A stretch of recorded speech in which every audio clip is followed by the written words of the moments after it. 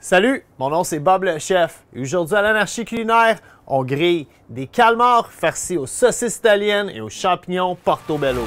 You know what time it is. Drop it like it's hot.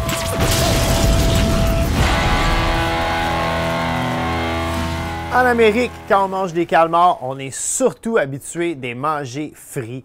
Mais aujourd'hui, on va faire quelque chose de typiquement européen avec, on va les griller. On va tout de suite commencer avec la préparation de notre farce. On va griller nos champignons, simplement retirer le pédoncule, on va les assaisonner un peu, puis on va les déposer sur le grill. Pour nos saucisses italiennes, on a pris le temps de les blanchir à l'eau bouillante. Puis ça, je vous suggère de faire ça, vous n'êtes pas un grand amateur de barbecue, ça va vous éviter que vos saucisses soient brûlées à l'extérieur et crues à l'intérieur. Alors, comme ils sont déjà blanchis, on va les mettre sur le rebord de notre grill. Pendant que notre farce chauffe, on va tout de suite décortiquer nos calmars. On va commencer avec le corps. On voit ici que le corps, il y a deux ailes dessus. Ça, on veut les retirer parce que c'est assez coriace après la cuisson. Donc, c'est assez facile, juste avec nos mains. Aussi, on veut vérifier l'intérieur du corps du calmar parce que souvent, il va se retrouver des petits poissons ou même il va y avoir quelque chose qui va ressembler à un bout de plastique. Ça, c'est sa colonne vertébrale. Fait qu'on y va directement avec nos doigts. Puis on s'assure que notre calmar est bel et bien propre.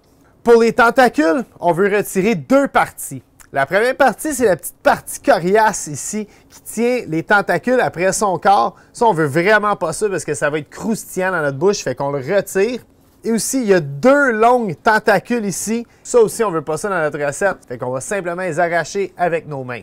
Une fois nos calmars décortiqués, on va retirer nos champignons du grill et on va les hacher. On va répéter la même opération pour nos saucisses. Là, c'est comme vous voulez. Il y en a qui préfèrent ça avec des gros chunks de saucisses. Il y en a qui préfèrent ça bien haché. Moi, j'aime mieux la deuxième option. On mélange le tout. On aurait pu rajouter une panoplie d'ingrédients à notre farce. De la sauce tomate, de la chapelure.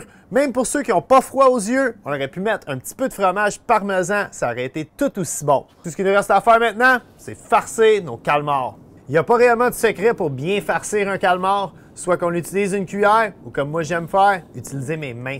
On a des cure-dents ici qu'on a trempés dans l'eau avec lesquels on va fermer nos calmars afin de ne pas perdre notre farce pendant la cuisson. La raison que nos cure-dents trempent dans l'eau, c'est simple, on ne veut pas qu'ils s'enflamment sur le grill. On dépose ça sur notre grill chaud puis on va laisser ça cuire environ 3 minutes de chaque côté. Pour les tentacules, on va les déposer sur le devant du grill parce que ça prend moins de temps à cuire.